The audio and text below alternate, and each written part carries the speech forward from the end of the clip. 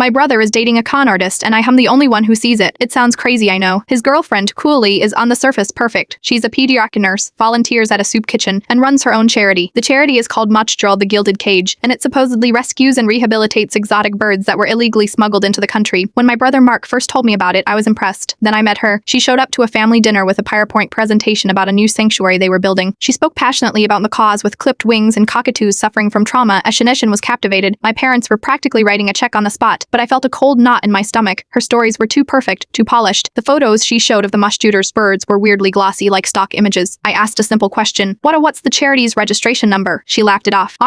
We still in the process of getting our 501 sub 3 Arjisichits. A mountain of paperwork, you know. For now we keep things simple with direct donations to our cause. Mark shot me a dirty look. Later that night he called me Pup. What was that? Are you trying to embarrass her? She's the kindest person I have ever met and you were grilling her like a criminal. I tried to explain that something felt off but he wouldn't hear it. He was in love. My suspicion turned into an obsession. The charity's website was a cheap template with no address, just a PO box. The donation button linked directly to Colley's personal Pebio account. I did a reverse image search on her Muntrescued birds. Every single one was from a professional photographer's portfolio or a national zoo's website. The worst part was watching Mark get sucked in deeper. He started spending all his free time volunteering for her, which meant building a website or designing merch for a charity that didn't seem to have a single real bird. He drained half his savings to give her a moher seed fund for the new sanctuary. That was my breaking point. I hired a private investigator. It cost me a fortune, but I had to know. 2 weeks later, the Kayes sent me a file. My hands were shaking as I opened it. Cooley's real name was Caroline. She wasn't a pediatric nurse. She had been fired from a hospital for stealing medication. And Wanspew the Gilded Cage was her third fake charity. The first two, one for orphaned kittens and one for retired circus elephants, had followed the same pattern.